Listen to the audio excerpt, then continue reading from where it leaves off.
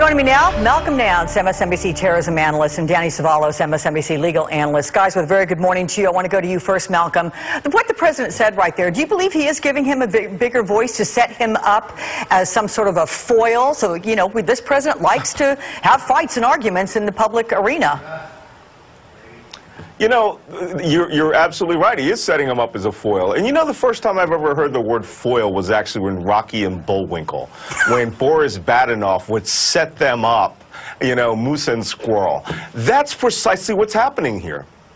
He is using John Brennan as a target for his base and for his animosity, and he needs that.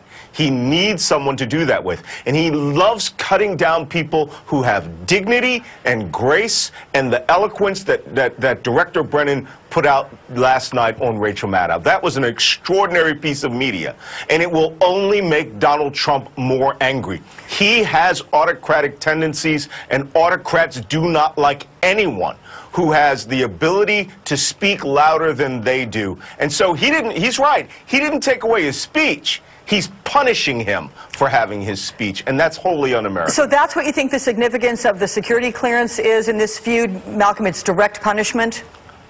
Oh, absolutely. I mean, you know, all of the former directors have their clearances to retain corporate knowledge of the intelligence processes that the new directors and the intelligence community need. They know where all the secret operations are. Sometimes they hand them off. They need that information, and we need it as a nation. And this is a man who hunted down the worst criminal in the history of the United States, Osama bin Laden, and helped him, you know, have him killed. So to take away the clearance, it's just punishment. And he's doing it it's not going to hurt John Brennan. He's doing it to help himself to look like a bigger man than Brennan, which he will never do.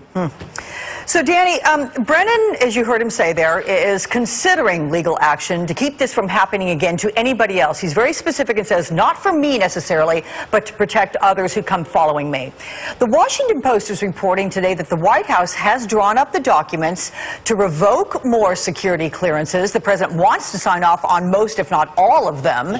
So what are the legal options available here? In the past, historically, courts have concluded that they might not have the authority to review revocation of security clearances. Depending on how John Brennan brings an action and states jurisdiction, maybe the courts can hear it. But in the past, they've concluded that this is outside their power. This is an Article 2 issue. It belongs to the president as the classifier-in-chief to revoke or grant these security clearances.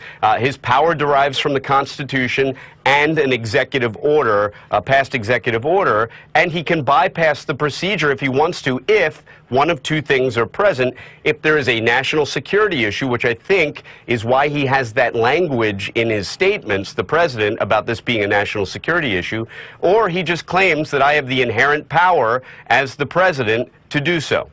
Okay. So, Malcolm, based on what Danny just said with those two examples of the reasons for being able to do this from the president, the fact that he says he never respected Brennan, is that in itself valid grounds for revoking a security clearance? He's saying I don't respect his opinion, so I don't need him? Well, the president has invested in many powers as an Article 2 authority, as the executive and the commander-in-chief. You know, when George Washington took that position, he did not take it and build this government and reach all of the compromises that made this nation great so that a president can act like a tyrant, that he could use and abuse these powers. What we are seeing here is a very clear abuse of basic administrative functions. Next thing you know, he could say, I want a review of John Brennan's taxes. I want a review of whether John Brennan is working for the Russians, so let's put him under surveillance. All of these things are invested within the White House, and they are not abused and have never really been abused before in this way. This is not a slippery slope. We're down the slope now, because anyone with a top secret security clearance or higher can now be intimidated into speaking the way the president wants because he wants it done. So, Danny, Brennan, the president told Wall Street Journal that Brennan and others are on this hit list, if you will, Because they're responsible for the Russia investigation, which he again called the rigged witch hunt. Does this put the president in any jeopardy at all? These actions, revoking security clearances with regard to the Robert Mueller investigation? Potentially. If they're construed as another form of obstruction of justice, then yes. If the corrupt intent behind revoking security clearances is to protect the self, to protect the president individually, then that's the kind of thing that makes the difference between a perfectly valid executive action, which is taken for a proper purpose, and an improper one, which is taken for what the law calls a corrupt purpose, something that is self-interested. But, also, Danny, how hard is that to prove? To prove intent? Well, you have two different... To prove intent and the corrupt interest. You have two different arenas where this could come up. It could come up in the criminal context, in which it would be beyond a reasonable doubt, but there's also impeachment. It's important to know that the framers, when they defined impeachable activities as high crimes and misdemeanors, they weren't making a distinction between felonies and misdemeanors. That distinction didn't even exist. The word high modified official. It means abuse of official power. So the high crimes and misdemeanors arguably don't even require an actual crime as in the Federal Crimes Code or other crimes code, but rather a severe enough abuse of official power, irrespective of perceived intent, could potentially qualify. All right, Danny and Malcolm, guys, very good to get your take on all of this. Thank you so much.